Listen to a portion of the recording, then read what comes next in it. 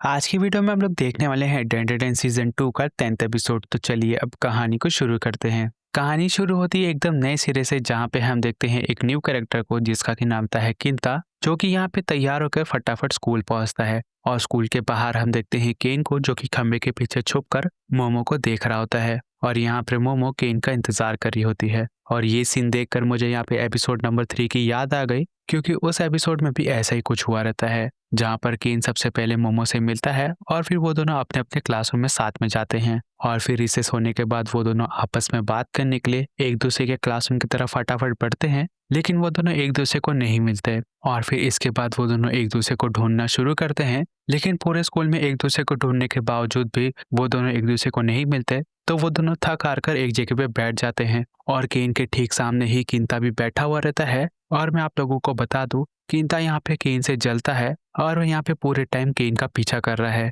लेकिन यहाँ पर केन उसके ऊपर जरा सा भी ध्यान नहीं देता, क्योंकि उसे इस बारे में पता ही नहीं रहता। वो तो बस यहाँ पे मोमो के बारे में सोच रहा होता है और यहाँ पे मोमो भी केन के बारे में ही सोच रही रहती है, जहाँ पर उन दोनों को फिर से ऐसा लगता है कि वो दोनों एक दूसरे को फिर से अवॉइड कर रहे हैं, जिसकी वजह से वो दोनों यहाँ पे काफी ज्यादा परेशान हो जाते हैं। लेकिन जब यहाँ पे क्लासरूम में जाने का वापस से टाइम आता है, तो वो दोनों अपनी जगह से उठते हैं और अपने क्लासरूम की तरफ बढ़ने लगते हैं। लेकिन तभी वो दोनों एक दूसरे से टकरा जाते हैं और यहाँ पे उन दोनों का फिर से किस हो जाता है। और इस बार मोमो की दोस्तों के साथ किंता ने भी ये चीज देख, जिसकी वजह से वो तीनों यहाँ पे शर्मा जाते हैं। और फिर इसी तरीके से सीन थोड़ा और आगे बढ़ता है, जहाँ पर किंता डिसाइड करता है कि वो केन के साथ बात करके ही रहेगा। तो वो यहाँ पे केन का ध्यान खींचने के लिए बहुत सारी अलग अलग चीजों को ट्राई करता है, लेकिन केन उसके ऊपर थोड़ा सा भी ध्यान नहीं देता। तो किंता थक हार कर खुद ही हार मान लेता है और वो केन के साथ बात करने के लिए चला जाता है, जहाँ पर वो सबसे पहले कुछ ऐसी बातों को बोलता है जिसे कि सुनकर केन को यहाँ पे खुद यकीन नहीं होता। सबसे पहले किंता उससे कहता है कि देखो केन, मुझे यहाँ पे पता लग गया है कि तुम यहाँ पे पॉपुलर हो चुके हो और इसी की वजह से यहाँ पे तुम स्कूल की पॉपुलर गर्ल्स जैसे मोमो और आयरा के साथ बात भी करते हो। तो तुम यहाँ पे पॉपुलर बने कैसे इतने कम टाइम में? तो ये चीज सुनकर केन काफी हैरान होता है और उसे समझाता है कि भाई तुम यहाँ पे कुछ गलत अज्यूम कर रहा है, क्योंकि मैं यहाँ पे पॉपुलर नहीं हूँ, बस वो लोग यहाँ पे मेरे दोस्त हैं। तो केन के समझाने के बावजूद भी किंता उसकी बात पे यकीन नहीं करता है और वो यहाँ पे केन से जबरदस्ती पूछने लगता है कि मुझे बताओ कि तुम यहाँ पे पॉपुलर कैसे बने और तुम मोमो के साथ एकदम अश्लील भरी बातें कैसे कर लेते हो। तो ये चीज सुनकर केन वापस से हैरान होता है, लेकिन तभी मोमो उसके पास आती है और ओकारुन के गोल्डन नगेट के बारे में बात करने लगती है, जिसे कि सुनकर दोनों ही शर्मा जाते हैं। और यहाँ पे केन उससे कहता है कि देखो मोमो, तुम्हें ये सारी चीजें क्लासरूम में नहीं भूलनी चाहिए। तो ये चीज सुनकर मोमो को उसकी बात समझ में आती है और तभी वो यहाँ पे देखती है कि किंता और केन आपस में बात कर रहे। तो वो यहाँ पे अज्यूम करती है कि शायद से वो दोनों दोस्त हैं, लेकिन यहाँ पर किंता उसकी सारी गलतफहमी को दूर करता है और वो कहता है कि हम दोनों यहाँ पे दोस्त नहीं, एक दूसरे के दुश्मन हैं। तो ये चीज सुनकर मोमो से कुछ भी नहीं कहती, लेकिन वो केन से फिर से कहती कि देखो केन, मुझे यहाँ पे सचमुच में तुम्हारे गोल्डन नगेट के बारे में बात करनी है, क्योंकि यहाँ पे तुम्हें मीको ने एक जरूरी फोटो भेजी होगी। तो ये चीज सुनकर वो दोनों फिर से शर्माते हैं और केन कहता है कि हाँ, मुझे वो फोटो मिली है, लेकिन अभी सचमुच हमें क्लासरूम के बाहर चल के बात करनी चाहिए। और वो इतना कहकर मोमो के साथ बाहर जाने लगता है। लेकिन तभी पता नहीं ओकारू के क्लासरूम की लड़कियों को क्या होता है और वो लोग पहली बार ओकारू का यहाँ पे साथ देते हैं और वो लोग यहाँ पे मोमो से कहते हैं कि देखो मोमो, यहाँ पे तुम्हें जबरदस्ती करते हुए ओकारू को अपने साथ लेके जाने की जरूरत नहीं है, क्योंकि हमें पता है कि केन का यहाँ पे जाने का मन नहीं है। तो ये चीज सुनकर वो दोनों काफी हैरान होते हैं और यहाँ पे मोमो उन सबको समझाती कि नहीं, मुझे यहाँ पे सचमुच उसके साथ जरूरी बात करनी है। तो मोमो के इतना कहने के बाद भी ये लोग उसकी बात पे यकीन नहीं करते और उसके साथ यहाँ पे झगड़ा शुरू कर देते हैं। तो ये चीज देखकर मोमो को भी यहाँ पे गुस्सा आता है और वो भी उन सबके साथ झगड़ा करने लगती है। तो केन के लिए इन सभी को आपस में झगड़ा करता हुआ देखकर किंता को बिल्कुल भी अच्छा नहीं लगता, क्योंकि यहाँ पर उसका मानना ये है कि केन काफी ज्यादा पॉपुलर है, जिसकी वजह से यहाँ पे लड़कियां आपस में लड़ रही है। तो इसके चलते उसे यहाँ पे काफी गुस्सा आता है और वो तभी कुछ ऐसी बातों को बोलता है जिससे कि सुनकर ये लोग यहाँ पे शांत तो हो जाते हैं, लेकिन यहाँ पर उसे खुलेआम धमकी मिलती है कि तुम यहाँ पे शांत हो जाओ, वरना यहाँ पे तुम्हारी धुलाई हो जाएगी। और फिर इसी तरीके से सीन थोड़ा और आगे बढ़ता है, जहाँ पर स्कूल से छूटने के बाद मोमो को यहाँ पे काफी गुस्सा आ रहा रहता है और वो ओकारुन से पूछती है कि वो लड़की थी कौन जो तुम्हारे लिए इतना ज्यादा चिंता कर रही थी। मैंने आज से पहले किसी को भी ऐसा करते हुए नहीं देखा। तो ओकारुन से समझाता है और कहता है कि हाँ, मैंने भी पहली बार ऐसा देखा है कि मेरे क्लासरूम में कोई मुझे सपोर्ट कर रहा हो और ये चीज देखकर मुझे काफी अच्छा लगा। तो ये चीज़ सुनकर मोमो को काफ़ी खुशी मिलती है और वो उसे टीज़ करते हुए कहती है कि शायद से ऐसा हो सकता है कि तुम यहाँ पे पॉपुलर हो चुके हो इसकी वजह से। तो ये चीज़ सुनकर ओकारुन यहाँ पे शर्माता है और उसे कहता है कि शायद से मैं हो गया हूँ। तो ये चीज़ सुनते ही मोमो यहाँ पे जोर-जोर से हँसने लगती है और कहती है कि हाँ, शायद से तुम हो चुके हो। तो मोमो को हँसता हुआ देख कर केन से कहता है कि चलो ठीक है और फिर यहाँ पर वो लोग ओकारुन के गोल्डन बॉल को लेकर बात करने लगते हैं क्योंकि इसी जगह पे ओकारुन का गोल्डन बॉल दिखा रहता है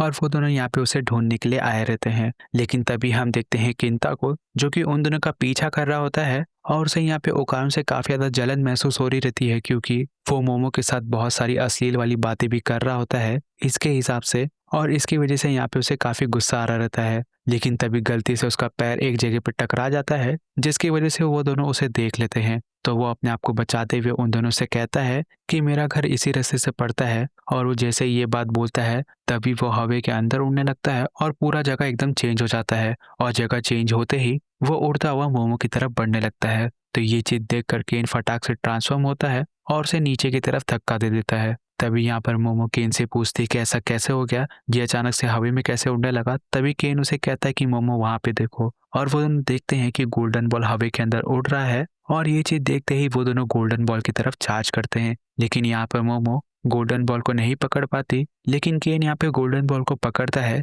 लेकिन फिजिकली नहीं, खाली हवा के अंदर। तो ये चीज देखकर उसे काफी अजीब लगता है और तभी उसे यहाँ पे महसूस होता है कि कोई तो उसे मार रहा है जिसकी वजह से वो पीछे आ जाता है। तभी यहाँ पे उसे रियलाइज होता है कि शायद से गोल्डन बॉल किसी के शरीर के अंदर है और वो यहाँ पे इनविजिबल है और वो यही बात फटाक से मोमो को बताता है। तो ये चीज सुनते ही मोमो यहाँ पे फटाक से तैयार हो जाती है उसके साथ लड़ने के लिए लेकिन वो क्रीचर वहां से भागना शुरू कर देता है। तो ये चीज देखकर वो दोनों उसका पीछा करने लगते हैं और एक जगह पे पहुंचने के बाद वो दोनों रुक जाते हैं और अज्यूम करते हैं कि वो मॉन्स्टर किस तरफ गया होगा। और जब वो दोनों यहाँ पे सोच रहे होते हैं तभी हम देखते हैं कि वो क्रीचर डायरेक्टली मोमो के ऊपर अटैक करता है और उसके बाद केन के ऊपर भी अटैक कर देता है और अटैक करने के बाद फिर से वहां से भागना शुरू करता है जिसे कि देखकर इन दोनों को काफी गुस्सा आता है और वो दोनों फिर से उसके पीछे लग जाते हैं। जहाँ पर बिल्डिंग के टेरेस पे पहुंचने के बाद यहाँ पे केन सक्सेसफुली उसके ऊपर एक हिट करता है जिसके बाद मोमो भी उसके ऊपर एक हिट करती है। लेकिन 2 बार मार खाने के बावजूद वो क्रीचर यहाँ पे हार नहीं मानता और वो बिल्डिंग के नीचे कूद जाता है।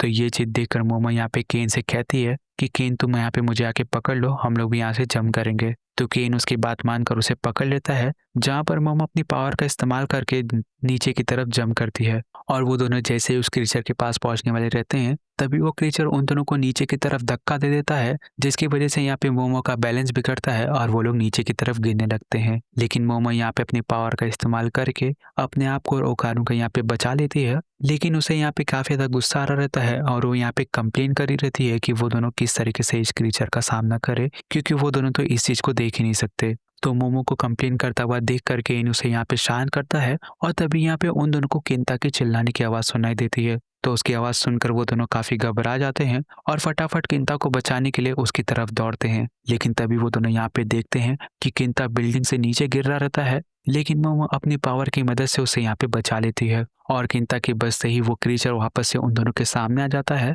लेकिन तभी किंता उन दोनों से कहता है कि रुको, मैं इस क्रीचर का सामना करता हूँ और वो इतना कहकर उसकी तरफ हमला करने के लिए चला जाता है लेकिन उसके ऊपर हमला नहीं कर पाता। तो ये चीज देखकर मोमो उसके ऊपर काफी गुस्सा करती है लेकिन किंता तभी उन दोनों को बताता है कि ये क्रीचर किसी तरीके का गैजेट का इस्तेमाल कर रहा है जिसकी वजह से वो तीनों इसे नहीं देख पा रहे हैं। लेकिन अगर ये तीनों उसे एकदम अलग अलग एंगल से देखेंगे तो इसकी वजह से वो क्रीचर उन सबको दिखाई दे सकता है। तो ये चीज सुनते ही वो क्रीचर यहाँ पे घबरा जाता है और वापस से वहां से भागना शुरू कर देता है। लेकिन इस बार किंता उसके पीछे पीछे भागता है और मोमो ओकारुन से अलग होकर स्पाइडरमैन की तरह उसके पीछे पड़ जाती है और फिर काफी देर तक पीछा करने के बाद वो तीनों फाइनली उसे एकदम अलग अलग एंगल से देख पाते हैं क्योंकि यहाँ पर मोमो स्पाइडरमैन की तरह पूरे बिल्डिंग को झूला झूलते हुए आ रही होती है और इसी के चलते मोमो उसे यहाँ पे देख पाती है और मोमो जैसे उसे देखती है तभी मोमो अपने पावर की मदद से उसे पकड़ लेती है और यहाँ पे केन इसी मौके का फायदा उठाते हुए उसके ऊपर जोरदार हमला करता है जिसकी वजह से वो क्रीचर दीवार को तोड़ते हुए बिल्डिंग से नीचे गिर जाता है और वो तीनों उसे बिल्डिंग के ऊपर से देख रहे होते हैं और फिर वो तीनों उस क्रीचर को देखते हैं जहाँ पर ओकारुन को पता लगता है कि वो क्रीचर और कोई नहीं केंजी है और यही बात ओकारुन मोमो को बताता है। तो ये चीज सुनकर मोमो से पूछते है कि इस चीज का मतलब क्या होता है और ये यहाँ पे क्यों आया है। तो ओकारुन से कहता है कि मुझे नहीं पता तो मोमो से कहती कि चलो ठीक है, हम लोग तुम्हारा गोल्डन बॉल उसके पास से लेकर आते हैं। तो ये चीज सुनकर केन उसके साथ जाने लगता है। तभी यहाँ पर केनजी वापस से चिढ़ते हुए ओकारुन से कहता है कि केन, तुम यहाँ पर मोमो के साथ एकदम अश्लील भरी बातें कैसे कर लेते हो, मुझे भी जरा बताओ, मुझे भी यहाँ पे लड़कियों के साथ इस तरीके से बातें करनी है। तो केन उसे समझाता है कि देखो, अगर तुम इस तरीके से बातें नहीं करोगे तो ज्यादा अच्छा रहेगा। और केन जैसे ये बात कहता है तभी मोमो उन दोनों की बातचीत सुन लेती है और वो केंता की धुलाई करते हुए कहती है कि देखो, तुम ये फालतू बकवास करना बंद करो। तभी केन यहाँ पे नोटिस करता है कि वो जो क्रीचर नीचे पड़ा हुआ था उसका साइज काफी ज्यादा बड़ा हो चुका है और वो क्रीचर उन लोग को ही देख रहा है। और यही बात ओकारुन घबराते हुए उन दोनों को बताता है।